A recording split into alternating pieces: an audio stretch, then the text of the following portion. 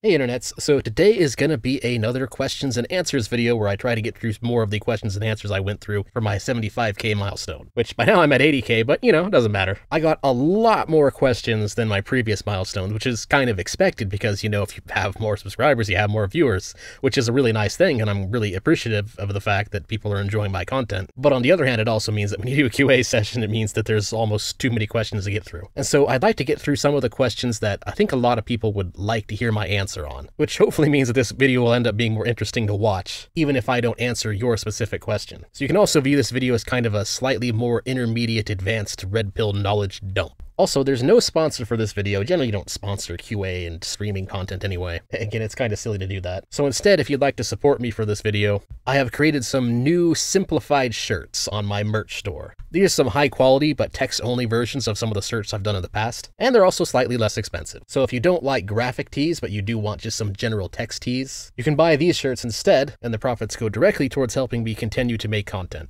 as well as lately just helping me with my health. But anyway, I'd like to start with some more member and subscribe star questions. So let's begin with, how does the NAP account for past injustices? Most of American land is stolen from indigenous tribes of the past, so can we even apply any of the NAP to America since our land was acquired through violence? So yeah, that is a really good question. So yes, technically the way the NAP works, property rights don't really expire. However, you have to be able to prove it, and collective property rights aren't really a thing. So for instance, you can't really just say that, oh hey, my people inhabited these lands 1,000 years ago, therefore I own everything from sea to sea. No, you need to actually be able to seriously prove it. You have to prove that, say, your great-great-grandfather owned this very specific plot of land, and that he had actually legitimately homesteaded that land, and that your great-great-grandfather or whatever legitimately wanted to leave that land to you. And you have to prove that that specific plot of land that you're talking about for yourself as an individual was stolen and by whom, and how it happened. Which in a way kind of puts a de facto time limit on the NAP and property, or a statute of limitations as you might call it, because after a certain number of generations that kind of thing just becomes impossible to prove. And again, you have to prove it on an individual case-by-case basis, because these days of course the wokes try to make that claim that indigenous tribes collectively own all of American land or something. But then of course when you ask those people for specific proof for them as an individual owning a specific area of land, they of course are never able to produce that proof. If you want more information on this specific question, I actually did go into detail on it in my video about the 1619 project. But that's the general gist of it. Sweeping generalized claims wouldn't really hold up in a court that goes by the NAP and natural law. So yeah, next question. There haven't been many questions asked, so I thought I'd add a couple more. In chapter 8, 185 of The Myth of the Rational Voter, Brian Kaplan said that followers of Mises and Rothbard are not just outside the mainstream of economics profession, they are way outside. My questions are, how far outside the mainstream are we? How do we get closer to being mainstream? Yeah, so I believe Brian Kaplan was mainly comparing them to Friedman and the whole concept of market fundamentalism, and how it's not exactly popular amongst the Keynesian types. Now first off, free market economics isn't really that far outside the mainstream. In fact, most free market ideas are accepted, with exceptions given to things where economists, or economicists as I sometimes like to call them, there's these exceptions granted to certain things like monopolies that are a little bit harder to deal with. But in order to get more mainstream, I think people, mainly libertarians, need to discover ways and think about ways to take Mises and what he has to say and his basic ideology in regards to the market, and not just simplify it more, but also occasionally give alternative reasons for why they're good ideas. A big problem with a lot of us Mises caucus libertarians is that we get too knee-deep in the idea of natural law theory, and so thus a lot of people will give reasons that only make sense within natural law, and while those reasons may be correct, the problem is they make absolutely no sense whatsoever to people who don't understand what natural law is or have never studied it,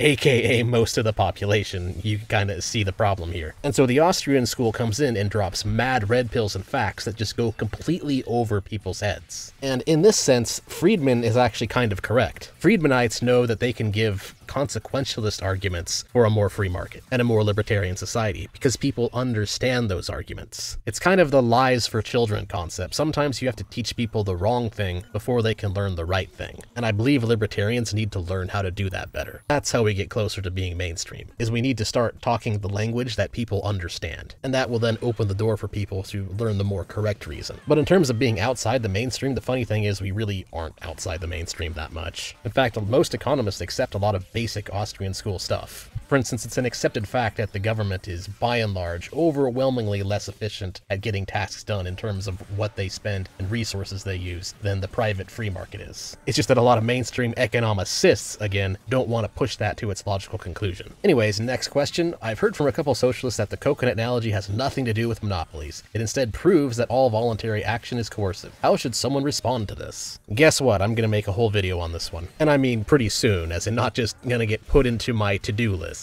As in within a month I'm gonna be making a video on this. The TLDR of it, or just a simple preview, is that a lot of these island analogies aren't really good arguments. They're kind of flawed at their core, and so what matters is more so what you can extrapolate from them. Specifically, what parts about them can actually be applied to the real world and how it actually works. Next question. What is your most left-leaning view? Well, that kind of depends on how you define left-leaning. I know that's kind of a skewed response or a non-response, but it does matter. Because when I talk about right-leaning, I'm usually talking about economics, with the exception being culture, which is when I am mainly talking about time preferences. It's just that a lot of conservative ideas have better time preferences than non-conservative ideas. That's why my definition of right wing and the way I use the term or the dichotomy of left and right often kind of seems the same as what other people say. But I guess in terms of what the average person would consider a left-leaning view that I hold, I don't immediately give someone a negative judgment based on their identity. So for example, I don't care if someone's gay as long as they're not impeding on my rights, and as long as they understand that they're not entitled to anything. Because the thing is, a lot of the problems with the LGBT community and other communities and their sort of racial minority communities actually has nothing to do with who those communities are. The problem is that a lot of those communities have been co-opted by leftists and progressives, as they're called. They're not really progressive, but that's a different argument altogether, as a way to push for sort of Marxist entitlements. Things like pushing for civil rights law and disparate impact, where they try to claim collective victimhood based on their identity. I only really have a problem with them claiming that collective victimhood and trying to gain those entitlements. But I don't actually have any problem with them existing. And that's probably the biggest difference of what makes me a libertarian right-leaning person, rather than just a general Republican conservative. I mean, aside from just the obvious Austrian economics, and the fact that I've read Rothbard, Mises, and Hoppe and whatnot, and largely agree with what they've said and written. Which is kind of funny in a way. A lot of people don't realize that the very far right, and at least in the way that you should be looking at what is very far right, is actually significantly less intolerant than what, say, a generic center-right authoritarian conservative might be. Also, what is a genuine breadtube left-leaning YT channel that you have a hard time debunking not because they make bad points, but because they make genuinely good points? Honestly, I've never seen any of them that actually make genuinely good points. I will say that there is a difference between the channels that are hard to debunk and a difference between the channels that are easy to debunk. For example, Hasanabi is a lot easier to refute than, say, Bad Panda, because Hasanabi just makes obvious reasoning errors that you can figure out within just 10 seconds of listening to them. Whereas people who rely more on empirical data and scholarship and academia and whatnot, you may have to do a lot more digging and read a lot more papers and read actual specific books in order to find out what specifically they are taking out of context. In other words, the sort of empiricist Marxist that goes against rationalism and intentionally takes data out of context, those guys can be harder to refute because you have to actually go through the research that they're citing in order to find out why they're wrong. And that can take maybe an extra 30 minutes to an hour, sometimes 5 hours, sometimes days before you find out just how badly they're lying. And Innuendo Studios, he's actually one of the easier people to review. His alt-right series is just, on a rational level, really easy to see through. I've actually thought about making a series on him that just kind of runs counter to it, just showing the obvious reasoning mistakes that he makes. Next question. What is your opinion on algorithm? I think I've answered this question before, but I'll answer it again. Algorithm is based, but it is not the end-all be-all solution. I agree with what they want in a society because, I mean, it's really not that much different from what Hoppians want. The only problem with algorithm is the idea that you can somehow overthrow the state through the use of black markets. I don't think this idea that you could peacefully make that happen is really a good strategy. Or I should really just say it's not really a realistic strategy. It would take way, way too long to do. And it can create a potential problem where you end up just kind of provoking the state to attack you. So while it's technically non-violent, algorithm can find itself in a situation where violence happens anyways. Now, it's not their fault when that happens, it's the state's fault. They're the aggressor in that situation, but it's still a problem to consider. Next question. Who's your favorite rapper? Mine is Kanye. None. I do not listen to rap, ever. Yeah, I know. I decided I would throw in a few questions here that are just a little bit silly to throw people off. I regret nothing. Next question. What are your thoughts on zoning laws, district planning, and other building regulations? For the most part, they're stupid. The problem is most zoning laws that we have, specifically in the United States, are zoning restrictions that have nothing to do with people's property rights. Now, technically, the concept of zoning isn't completely awful, because sometimes you can, in fact, violate violate somebody else's property by building something somewhere else. For example, you can't just build a dam in a river when other people are already using that river, when people already have homes built upstream and are using that river from where you want to dam, because your dam that you want to build would effectively ruin their property. So in a world where the courts were based on natural law instead of state law, there still would effectively be a form of zoning laws. You do kind of need it for society to function. The problem is most zoning laws we see today in actual status law are really dumb. Things like, oh, you can't build more than 3 stories high in this part of town just because. Or things like, rooms have to be at least this big, at least 8 by 10 feet or whatever. And the problem with those kind of zoning restrictions is that they just create a housing shortage. There's no need for there to be a law saying that a room has to be a certain size, or that a house can't be above a certain size. That's something that people buying those things should decide. The only thing having that as a law does is artificially reduce the supply of housing. And then people wonder why we have a housing crisis. So overall, pretty stupid. Some of them make sense. For instance, a building regulation where you can't build a building that is definitely going to fall down because of how badly built it is. For example, you can't build a 1,000-foot skyscraper that is built on nothing but clay in a city, because that's just going to fall down and ruin other people's property and kill people when it falls down. But again, that's something that a natural law court could also decide. So sometimes it makes sense. But most of the time, unfortunately, in the way the laws currently work, a lot of them don't make sense. What they ultimately do these days is they're just increasing the cost of housing and increasing the cost of rent. A lot more than really anything else. For instance, if you look at countries like Japan, which have a lot less zoning restrictions, despite the massive overpopulation of that island, they actually pay less rent there. And why is that? Well, because you can actually find decent small places to live. For example, they have things like micro luxury apartments. Very tiny, but also completely livable. And there aren't nearly as many restrictions in where you can build them, which again just adds to the supply-demand issue. But yeah, next question. As a complete systemic change won't happen overnight, what small, realistic steps can an individual take today as a step towards a more free future? Well, in a way, you're kind of halfway there in figuring out what those steps can be by recognizing that they have to be realistic, small steps. A big problem with libertarianism has always been people not understanding strategy. They kind of want to live in the end goal of Ancapistan, I guess, inside their head, rather than figuring out, okay, what can we actually do today? Which leads a lot of libertarians to committing the nirvana fallacy. Or, oh, well, this isn't perfect within what we would consider to be natural law ideology, therefore we're not going to do it. Things like criticizing Milei because he didn't immediately abolish the Argentinian government, which is silly because you can't actually do that.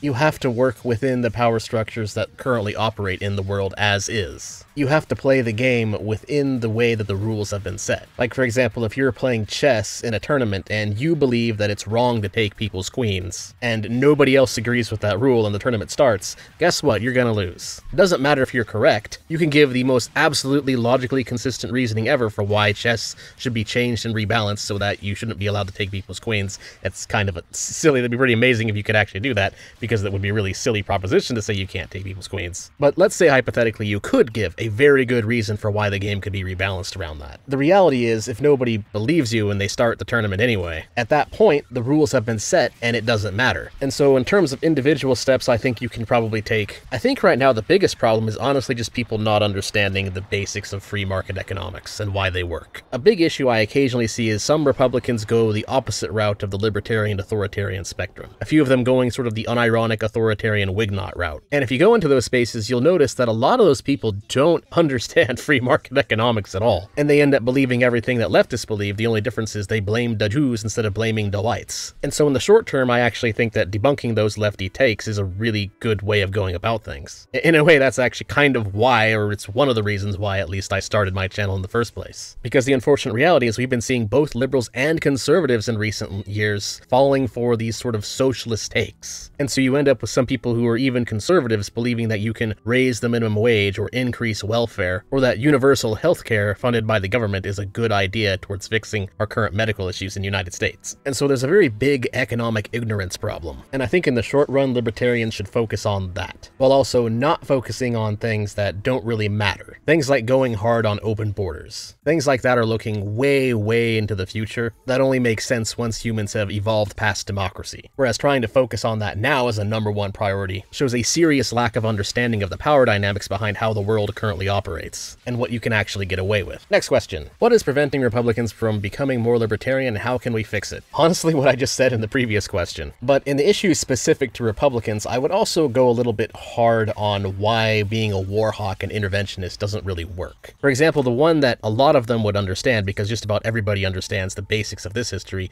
is focus a little bit on the War on Terror when it comes to pointing out to Republicans why being a war hawk is dumb. The War on Terror was an absolute failure, but more importantly, emphasis needs to be placed on just how many people in the government completely lied through their teeth about it. The Pentagon lied, multiple generals lied, George W. Bush lied, Obama lied, intelligence officials lied, the CIA lied. It really just doesn't end. And so Republicans need to look at that history and understand that when the government tells you, okay, we need to go invade or bomb this country or else this horrible consequence will happen, aside from just the natural law ethic and why you shouldn't be actually doing that and why that's evil, there's also just another obvious counter to the consequentialism, which is that consequentialism, the main problem with it is that it doesn't work because humans are not omniscient. You don't actually know if that bad consequence is going to happen. And the reality is that the war hawks within the United States government have a proven track record of completely lying about what those consequences are. So before you even get into libertarian ethics, there's already a very good, just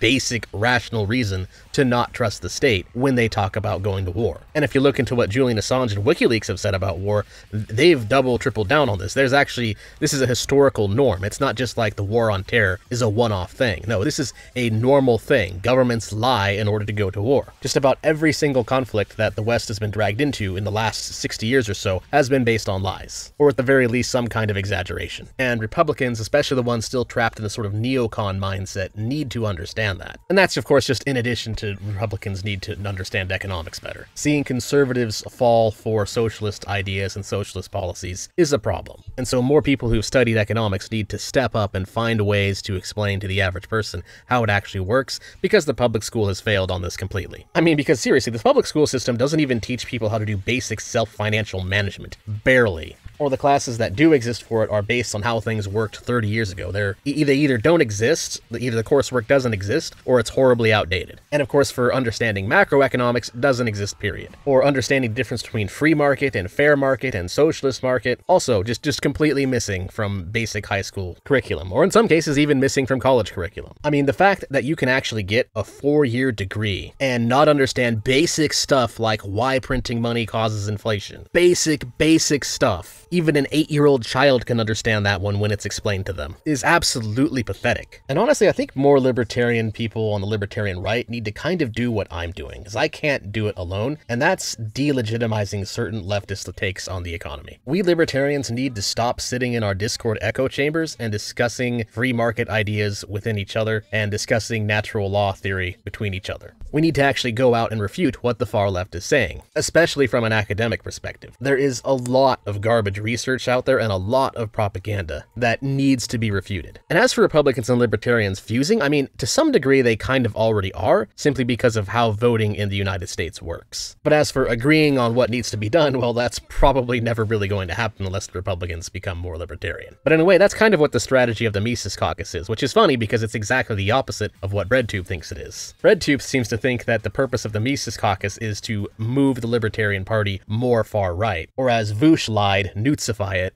But in reality, the goal a lot of us in the Mises Caucus actually have is to make the Republican Party more libertarian. And to that end, what we really need to see in the near future is more libertarians running on the Republican ticket. We basically need a younger, more aggressive, and more publicly relatable Ron Paul. One that can run on a very serious anti-establishment platform, rather than just kind of a pseudo-anti-establishment platform like what Trump has. Where Trump is kind of anti-establishment, but only to the degree that he's more anti-establishment than just obvious establishment puppets like Biden or Kamala Harris. No, we need to produce an actual real anti-establishment candidate from the Mises Caucus, have them run on the Republican ticket, speak truth to power about government corruption during the debates in ways that can really reach people and get people fired up. Someone with some actual charisma. Because one little white pill is that most Americans actually are pretty darn fed up with the establishment. That's honestly why we see people voting for Trump. I think most people understand that Trump isn't some amazing guy, but Trump is also the best way people currently have to give the sort of bureaucratic managerial elite system that the state currently operates on the middle finger. And so people vote for him. But yeah, next question. Homeschool or public school? I mean, honestly, if you're asking that question on a libertarian channel, the answer for you is probably homeschool. The standards of public school have gone way down over the last 20 years. Partially thanks to Bush, actually. But wokeness and DEI is definitely having a hand in it. And the only real downside to homeschool is that some people who homeschool their kids do so out of some kind of weird conspiratorial way of thinking. Things like flat earth reptilian conspiracy theorists homeschooling their children. So as long as you're not doing that kind of weird indoctrination crap, and the reason you're homeschooling your kids is because you want to give them a better, higher quality, higher standard curriculum than what's in public schools, which admittedly is not that high of a bar, so it's not that hard to do. As long as that's your justification and you have somebody who is able to homeschool your kids, then yes, you should do it. For instance, if you earn enough money for both you and your wife, especially if your wife has worked in education before, then yes, definitely you can give your kids a way better standard of education with homeschool. Just as long as you make sure to also remember to give your kids a way to still interact with other kids. Because the sort of social relationships and social intelligence is an important part of going to school with other kids, and that's really the only main downside to homeschool if you're homeschooling properly. But yeah, public school sucks. Now, of course, there's the alternative third option, which is to go to a private school, or perhaps a charter school, and that's honestly probably the better way in most cases. I think for most people who are watching this right now, who are thinking of starting a family, or you have young kids that are about to enter school, that's probably the most realistic option, if you want to avoid the sort of far-left propaganda that has been infecting the public school system. Next question. How do you think would a military/PMCs work in a libertarian society? How would you counter the argument that a military made up entirely of PMCs would be disloyal and more concerned with money than protecting their citizens? Maybe you could do a video on private military contractors versus state-controlled military. So yeah, basically the mercenary question. Mercs historically are actually pretty darn loyal. And the reason for that is because if you just suddenly switch sides based on who's offering you money, nobody will ever buy your services again. Because I mean, why would you buy a group that is known to be traitors? But in all seriousness, in a libertarian society, it would work a little bit differently, and for the better. Because in a libertarian, decentralized society, so in other words, a human civilization made up of hundreds of thousands of Liechtensteins, you have to remember that kind of world would be mainly decided by natural law courts that would be privatized. So any mercenary group that would violate other people's property rights, or basically take money in order to go just murder people, that group would absolutely get destroyed. That would be career suicide and probably life suicide. They would have no chance of getting away with that in a court of natural law, which means that no insurance company would cover them. And as a result, nobody would associate with them because having insurance is absolutely necessary in a natural law decentralized world. So in a libertarian society, the incentives would be overwhelmingly in favor of protecting their citizens. Because in that context, their citizens are actually their bosses. Contrast with how the world currently operates under a statist military system. And you can just see through history how we just kind of let them get away with violating human rights. And so when you realize how those things would actually work, it's actually kind of a silly question almost, because you're describing a problem that is way more likely to happen under a statist system. So yeah, next question. The biggest downside about the ideology. I almost have to ask which libertarian ideology, because there's multiple ones of them. So I'm just going to interpret this as saying the biggest downside about Hoppianism, because that's the ideology that I most closely align with. And I think the biggest downside to it actually comes from a tweet I made. Let me see if I can find it. I'm actually going to pause recording real quick and look it up. Not that it really matters to you guys since you're watching this pre-recorded, so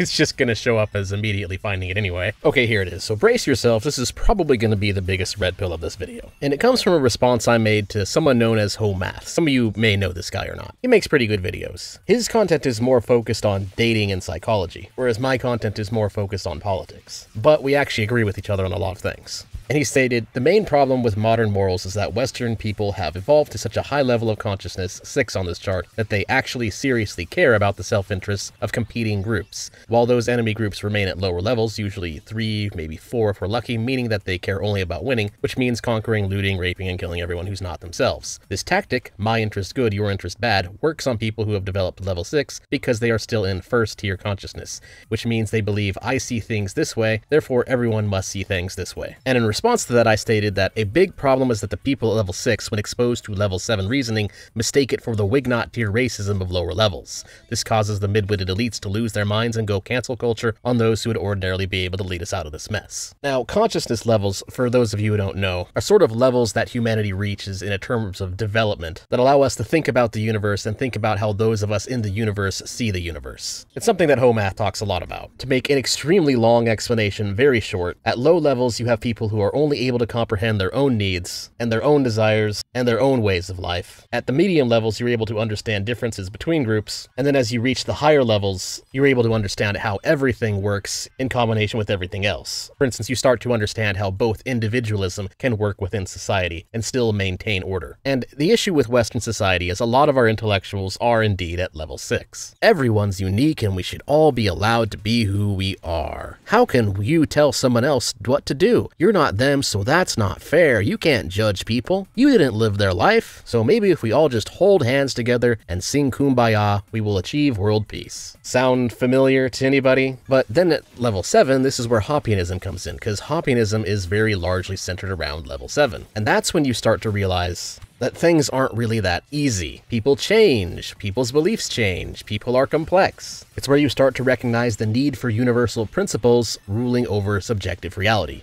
That's where you start to get objectivism coming in, the sort of fix the feel-goodism problems caused by level 6. You start to recognize that yes, there need to be rules, but at the same time, people need to be given freedom. And that may seem like a contradiction, but it's a contradiction that Hoppian-style libertarianism generally fixes. You solve it by private societies. You solve it by allowing people to have freedom of association, and allowing societies to build from that freedom of association. And yes, that means that certain people, based on their beliefs and how they act, are going to be banned from certain societies. And that's a good thing. It's not a bad thing. People need to be able to tell others no. For instance, here's one real simple example of something that is a level 7 argument that when you show it to someone who's at level 6, they mistake it for bigotry. The Islam is right about women question. Your average sort of lefty prog academic is completely incapable of understanding the difference between this question and something that a Wignot might say. They hear Islam is right about women, and they're not able to explain it. They're not able to argue away the contradiction, but because of the way someone who's at level 6 thinks, they immediately think that it's trying to control people. They think it's trying to justify aggressive action against either women or Muslims. They mistake it as a control argument. And so that's why when you expose your average sort of left liberal to the question, is Islam right about women? Their mind experiences a stack overflow. They freak out. They're unable to fully comprehend what the question is trying to prove within the framework of their developmental level. When you're at level 6, you haven't quite figured out the problem with subjective reality. You're still stuck in this sort of postmodernist worldview. They're unable to understand how Hoppianism solves this contradiction in a way that disincentivizes violence and disincentivizes social unrest. And I know the question I'm responding to here is asking for a downside, and that is kind of a downside though. The downside is it's a legitimately difficult philosophy to really understand. It's very, very difficult for us to simplify a lot of what we have to say in a way that the rest of society can both understand it and understand why what we're saying is right, and understand how it's completely different from that other thing they've heard. It either takes a lot of reading or a lot of thinking to finally understand that the contradiction of cultures having different values is fixed by respecting property rights, as opposed to entitling people, which is the incorrect conclusion that people at level 6 tend to come to. And to that end, there's actually another weakness, one that we can actually work on, which is that those of us on the libertarian right, a lot of us have a little bit more education and a bit more academic understanding than sort of the Republicans do. We tend to be a bit smarter than the general conservatives. And one thing we really need to do, this kind of goes back to something I mentioned earlier, is we need to start delegitimizing a lot of far left academic schlop. As in, one thing I would really like to see is I would like to see the Mises Institute kind of split departments and come up with a department that actually goes through a lot of sort of leftist schlop studies and just debunks them. A lot of Marxists have sort of wormed their way into social sciences and psychology, and they've published a lot of just completely bogus research that they use to justify their psychotic agenda. And those of us on the libertarian right are not doing enough to delegitimize it. We need a sort of intellectual libertarian right-wing debunking squad that goes through these papers and publicly just humiliates them. Go through their methodology and point out how biased they are, point out how it's not real science, point out how a lot of journals have made it very easy to pass peer review, even if your research makes absolutely no logical sense whatsoever. Marxists love to use data to lie, and they've been using data to lie in academia, and we need to actually go after that, with the goal again being delegitimization. The main stated goal isn't just to refute these studies, but to actually expose the Marxists who've injected themselves as total frauds. Because they pretend to be scientists, they pretend to be intellectuals, but they're not. They are deranged, far-left communist ideologues who have learned very well how to exploit the sort of post-modernist worldview that tends to come with the level 6 on the development levels chart. They exploit it through interpreting all data that they see or go through in their research through a Marxist lens, thus guaranteeing that they come to far-left conclusions. Doesn't matter to them if their methodology is packed with p-hacks attacking. Doesn't matter to them if their methodology commits multiple logical fallacies. In their mind, as long as they reach the Marxist conclusion, everything's good. And we need to expose that. We need a major intellectual think tank on the libertarian right that is dedicated to ripping the credibility of these whack jobs to shreds. There's a few ragtag random individuals out there who are already kind of doing this, that often have their own Substacks. But we need an actual dedicated group that has the funding needed to reach the public, and to fully expose just how much Marxist nonsense has been injected into the soft sciences. The fact that we currently don't really quite have this is a problem. And I know, again, you asked for an ideological problem, and to some degree, it is an ideological problem, because a lot of libertarians are kind of still stuck in the mindset that culture doesn't matter. Oh, it doesn't matter that the Marxists have injected culture and have injected academia. Well, no, that's wrong. It does matter. And we need to acknowledge and accept that and do something about it. Next question. How are you able to be so correct all the time? Because I try to debunk my own takes. No, seriously, that's it. That's how you get around confirmation bias. You try to put yourself in the shoes of someone who believes completely differently than you, understand what they believe, understand why they believe it, understand where that belief comes from. Think about what they must have gone through in life to get to those beliefs. And then think of the best arguments that they would possibly come up with to refute what you are saying, and test your beliefs against that. Try to seriously debunk yourself from the other side. Try to put yourself in other people's shoes. Because when you're able to take the concept of intellectual honesty and put it to the test, and adopt this as a core part of your reasoning, your understanding of what's going on in the world is just going to skyrocket. Because it will force you to try and legitimately understand not just what the other side believes, not just what people who disagree with you believe, but also why they disagree with you. What a part of their meta-ethics or epistemology or ideology or philosophy, where is it coming from? Once you start being seriously interested in that, you're going to find yourself knowing a lot more. Next question. Can you make me one of your content minions? And congrats on 75K. Well, thanks for the congratulations, but on getting help, the answer is no. And the reason for that is I really prefer to work alone. I do not have a team. The closest thing I have to a team would be the Discord mods. And they are very awesome at what they do, but that's pretty much limited to Discord. That doesn't really have a lot to do with the content. Now, what you can do is if you find some good research, you can definitely post it to Discord, because I do look there for research. And that does help me out, but I don't have a team. I actually don't even make enough off of this channel to afford a team if I were to have a team of people that I actually hired. I occasionally need to reiterate the fact that I am on the bottom of YouTube's AdSense pool. I do not make $10 to $20 for every 1,000 views like some other channels get. A lot of my videos get maybe $1. Sometimes more than that, or sometimes a lot less than that when they get demonetized. Such is the price to pay for wrongthink. But yeah, if you want to contribute, there is a research papers section in my Discord. I do actually read through that from time to time. Next question. Your thoughts and opinions on violence as a means of self-defense? Well, that's an easy question, to be honest, because at some point you kind of have to. There's a point where you are forced to use force if you value your life at all. And figuratively, there's very little difference if cops come to your defense, assuming that the cop does their job and, you know, actually protects your property rights, aka your right to your own body if you're being attacked by somebody else. Which not all cops do, but some of them do. I mean, what's a police officer that's doing their job correctly gonna actually do? Say a police officer comes across a situation where a man has a woman on the ground and he has a knife in his hand and he's about to stab her to death. And the man that's attacking the woman just completely ignores the officer when the officer cries at him to get off the woman. I mean, at that point, in order to save her life, the officer really has no choice. And the reason I'm using cops as an example here is because it's important to understand that in this specific context, there's really no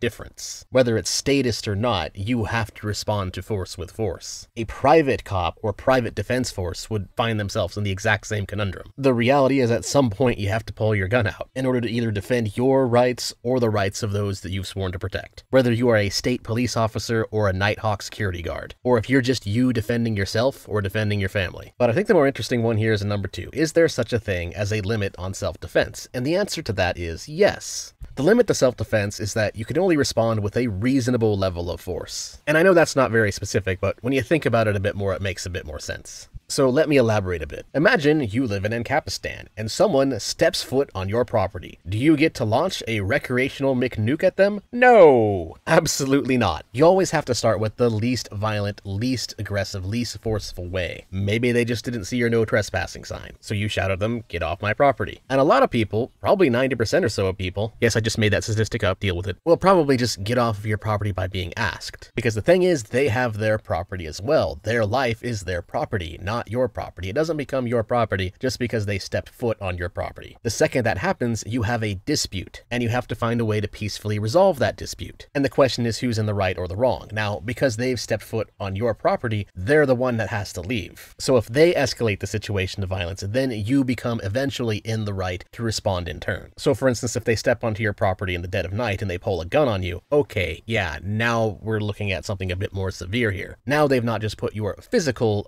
basic property or the stuff that you own at jeopardy, they've also put your life, probably your most important property, at jeopardy. And so now you're in the right to respond with more lethal force to defend that property. Which honestly means that in terms of libertarian ethics, it's not that much different from castle doctrine that already exists. That's one of the benefits of the United States. That's one of the reasons I prefer living here. We do have a right to self-defense, and it does hold up in court. I look at other countries that have that, which claim to be first world countries, and I scratch my head. Yeah. Next question. Opinion on responses made to your videos. I haven't really seen that many responses made to my videos. There's a few of them out there by some crumb tubers who just critically misunderstand what I was saying, which is just kind of normal for college socialists. I think the only one that really stands out in memory is the anti-natalism one. There was a guy who responded to my anti-natalist video, and he didn't really understand the basic of what I was saying. And to his credit, I can understand why he didn't understand it. Because the way I explained anti-natalism is I explained it in a way that people who understand natural law ethics and understand why natural law is better than care-harm morality would just sort of immediately understand what I was talking about. Now, the problem with anti-natalists is that they treat their care-harm morality that they go by and they push to the logical conclusion of anti-natalism. They just treat that as being the ultimate meta-ethics, as some kind of just fundamental axiom that you can't question. And so pretty much every single anti-natalist who watched my video and tried to make a response to it, either by a video of their own or just some kind of Reddit screeching, they completely missed the point that I was rejecting their care-harm morality matrix outright. The fact that I was pointing out how something that is both subjective and unfalsifiable means it can be tossed out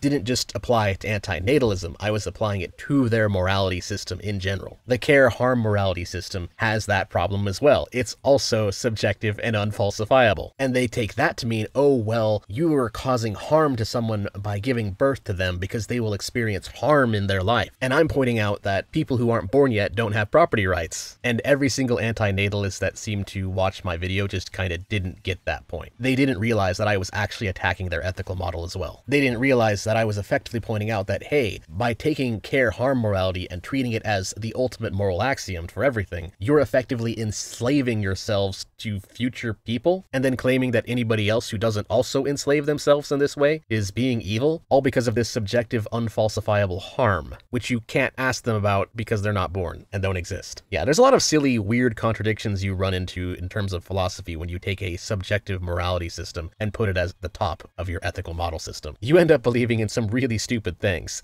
and in a way, anti-natalists are actually being honest. Because to the credit of anti-natalists, if you take care-harm morality and you put it at the top of meta-ethics, the logical conclusion of that really is anti-natalism. But that's not a problem to be resolved by becoming an anti-natalist. That's a fatal flaw with care-harm morality, and anti-natalists just don't realize that. It's kind of silly and kind of sad at the same time. So yeah, my response to any anti-natalist who saw my anti-natalism video and saw the responses to it and still think anti-natalism is a good idea, learn natural law theory. Learn a real ethical system that doesn't contradict itself. And then maybe you won't feel logically forced to believe in something that's really, really dumb. To be honest, it's really stupid. Humanity's never going to accept anti-natalism as an ideology that's actually shared by more than maybe 5% of the population at absolute most. It's a really, really silly idea. Next question. What would you define a state non-state by? Since Hoppe's definition, compulsory territorial monopoly of jurisdiction, is a mostly circular definition under the Rothbardian understanding of what a monopoly is. Okay, so here's one thing where you gotta make sure you don't become a word cell. Don't get too caught up on the specific definitions that you see of words or the way that you understand things. Try to understand what the person saying what they're saying actually means. I think people take the word monopoly and what Hoppe was saying there a little bit too literally. But understandably, I can see how some people view that as a contradiction. But anyway, the way I view a state, I define it as territory and jurisdiction gained by aggression. And this kind of goes into one of the problems I have actually with the word anarcho-capitalism. When people ask me, hey, Mentis Wave, are you an anarcho-capitalist? I technically answer yes to that, because yes, I am under the definition of anarcho-capitalist and the way that anarcho-capitalists view what a state is and what anarcho-capitalists define that is. Yes, that would make me an anarcho-capitalist. However, the problem is the average lay person, their understanding of anarchy is LMAO, no rules. When, of course, anarcho-capitalists define it as no aggression, or really just the non-aggression principle pushed to its logical conclusion. And that confuses the absolute heck out of people. And so I'm actually constantly arguing with myself on whether or not anarcho-capitalists should drop the word anarchy, and instead just give the term anarchy to far-left anarchists, aka their ridiculous definition of it being against hierarchies, and then just mercilessly make fun of them for it because you can't actually get rid of hierarchies. I have definitely thought of that, and I've gone back and forth on that inside my head many times. The pros and cons are 50-50. I kind of prefer the term a voluntary decentralized society, whereas a state is like Kazaa, anarcho-capitalism is more like BitTorrent. I think that's a much better way to understand it, rather than constantly finding yourself in arguments of what exactly the definition of anarchy is. Are anarcho-capitalists actually anarchists? What exactly is a state? Because at the end of the day, it's the NAP that matters. It's property rights that matters. It's self-ownership that matters. It's freedom to trade that matters. Those are things that, when respected, lead to stable societies. Those are things that create economic growth. Next question. The best political system to counter the eventual authoritarian creep of government. And I'm guessing you just mean strategy, so I'll kind of fall back and go a little bit more in detail on how I answered an earlier question, which is those of us in the Mises caucus of libertarians should try to kind of take over the Republican Party. We should have a strategy of injecting our values into Republicans as much as we possibly can. Normalize the free market liberty mindset within the Republican Party. Normalize being heavily anti-establishment within the Republican Party. I've recently been seeing actually some success of this, some of us with sort of right-leaning libertarian thoughts, not people who are full-blown Mises caucus like myself, or not really people who are full-blown ANCAP, but I have definitely seen some people who agree with our views for the most part, actually making some pretty good leeway on Trump's team. For instance, saying why we shouldn't have Mike Pompeo. People with some libertarian-leaning thoughts who actually have some clout enough to actually get in touch with Trump's transition team and say, hey, you shouldn't have this person because they're part of the establishment. They're against people's freedoms. And so we've been seeing some decent amount of physical removal in Trump's upcoming team. Now, is it perfect? No. Trump is already making some pretty big mistakes. But it is at least going to be better than his previous term. And we need to see that strategy, and we need to do it 1,000 times harder. Because opposed to Democrats who have effectively made themselves the party of the middleman, your average Republican is a lot more distrusting of our institutions. And libertarians, we can jump in and take advantage of that.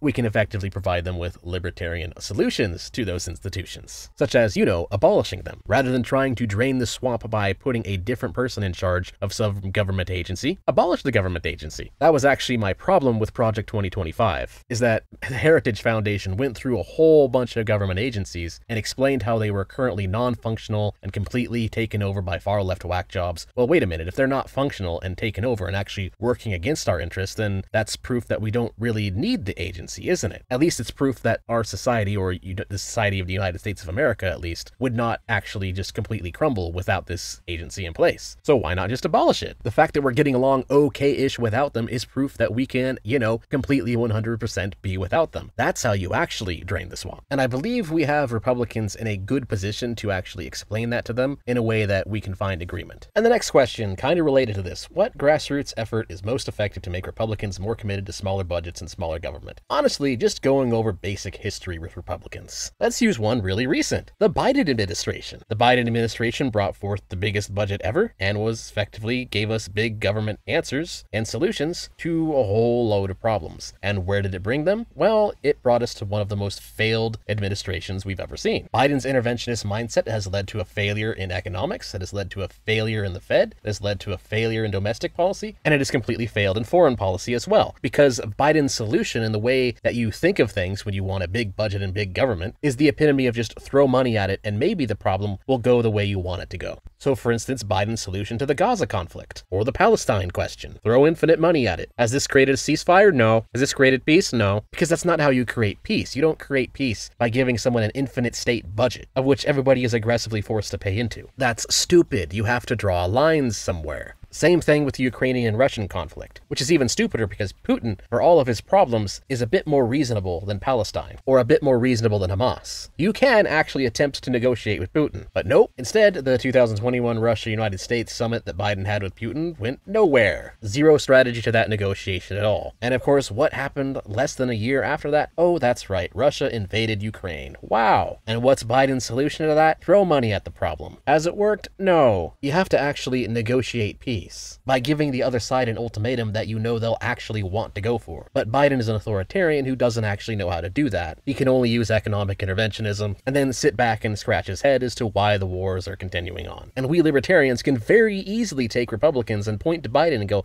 look at that guy, isn't he a moron? Maybe big government and throwing money at problems, but instead of actually understanding problems, isn't such a good idea. Maybe there should be a limit on government. Maybe the problem is that we've just been slowly accepting giving the government more power over the economy and more power overall. Maybe perhaps we should encourage the incoming Trump administration to do things a little bit differently, preferably in the opposite direction. Yeah, maybe that might work, because what Biden did clearly didn't work. That's the kind of things we need to be pointing out to the Republicans. It's also important to point out to the Republicans that the neocons weren't really right-wing. Neocons were effectively just war hawk, big government interventionists LARPing as conservatives. That's an important thing that I think everybody needs to understand. Not just Republicans, but everybody in the United States, everybody in the world needs to understand. There hasn't really been a real right-wing party in terms of economic freedom and respect for personal liberty. There hasn't been a party that actually truly cares about those things in charge of the White House for, I would say, since Calvin Coolidge. And even that's being generous and ignoring a few things. Next question. If aliens with a similar level of sentience, consciousness to humans existed and we established peaceful relations, would the NAP apply to them equally? Okay, so I know that this might seem like a silly question for me to choose to go through in a video that's supposed to be more on the more interesting questions. But actually this question is very interesting, and it's very important. It may seem like a silly question now, but in the future this could potentially be very important. And my answer is yes, the NAP would apply to them, under certain circumstances. It would likely apply to them for the same reason that the NAP doesn't really apply to animals now. The problem with animals, let's just say a cow for example, is that a cow can't understand the NAP. A cow cannot prove that it is capable of working within a society that respects the NAP. The cow is thus a stupid beast. It is unable to make its case in court, it is unable to follow the rules, it is unable to prove its sentience, and it is thus unable to sign contracts and unable to consent to any kind of economic interaction either. And so if we were to hypothetically extend the NAP to cows, what that would really do in practice is make us slaves to cows. Because now here we are respecting the property of cows, while cows are incapable of arguing for that property or respecting that property either way, and probably incapable of comprehending what that property even means. And of course there's just the obvious problem that since cows can't explain to us what they want to do with their property, we don't even know how to interact with them. And again, there's no evidence that they would even ever be capable of understanding that interaction. And because of that, the NAP can't really apply to animals. That doesn't mean that animal abuse is a good thing, and that's why I often say there's more to ethics than just the NAP and just natural law. Natural law is what you place at the top of ethics, but other ethical models do have some truth to them, and that's where physical removal comes into play. That's how you would deal with someone who would say, you know, tortures kittens for fun, or similarly horrible sociopathic tendencies. But anyway, going back to aliens, that is a question that we have to ask and understand if we were to ever be in contact with them. Because, like Hawking said, the universe is big. There's a chance that it could happen. And actually, honestly, one of the reasons I ended up going towards Hawkingism is because it's a model of society that would best translate into outer space. Yes, unironically, I am a galactic Hoppian. And so this is a question I've thought of. If we come in contact with sentient aliens and they're able to make their case in court and show that they are capable of following the NAP, and they can show that with their sentience, then yes, actually, we should apply the NAP to them, and we should seek positive some trade relationships with them. But on the other hand, if they're just stupid beasts that somehow gained the ability to traverse interstellar space, not very likely, but I guess anything's possible since we don't have a fully completed model of physics yet, then no, the NAP would not apply to them. Next, and I guess I'll make this the last question. Can you please make more videos refuting tankies? Some of them have been saying some really wild stuff recently. The answer is yes. However, I want to leave this video with this little tidbit. Don't just just wait for me to do it. If you see a tanky saying something and you put in the effort to research what they're saying and seeing how they've taken data out of context, because honestly, that's what tankies mainly do. Tankies mostly argue by taking data out of context and then presenting absurd empiricist arguments where they're only showing the part of the graph that agrees with what they're saying. And if you want to put in the time to look into that and see how what a tanky is saying has been taken out of context, go right ahead and refute them yourself and put effort into it. That's important. Make something really good. Really get into the dirt and specifics of what they're saying and seriously make an effort to expose why it is incorrect. Again, a big problem we have these days is that there's not enough people on sort of the intellectual, actual right wing, aka free market, free enterprise, time preferences, freedom of association, property rights, and abolishing entitlements, etc., etc. We need more people on this side making serious efforts to delegitimize a lot of what the Marxists are saying. Not just debunk what they're saying, but actually delegitimize them. They need to be exposed to the general public as fraudsters. We need to reinforce a general understanding in the general public not to trust anything a Marxist says. Because they're always lying. Every single time. Every single time I have seen a tanky cite data that appears to support a Marxist position, every single time I have looked into it, they have been lying. Without fail, it is always taken out of context. Without fail, it is always a disingenuous analysis. Without fail, they are always ignoring obvious rational errors with their reasoning because they don't care. Their idea of truth is rooted in their dialectics. Does this support a Marxist conclusion? No, then it is incorrect to them. Yes, then it's correct to them. And that's obviously insane, and that's what we want to expose. So yeah, anyway, that is all I have to say. Hope you all enjoyed this rant. Please feel free to comment and subscribe and all that stuff. And if you want to support me, you can do so on Ko-Fi, Subscribestar, or by buying some merch. Again, there's some new shirts out, and a link to that will be in the comment below. But yep, that is all. Till next time.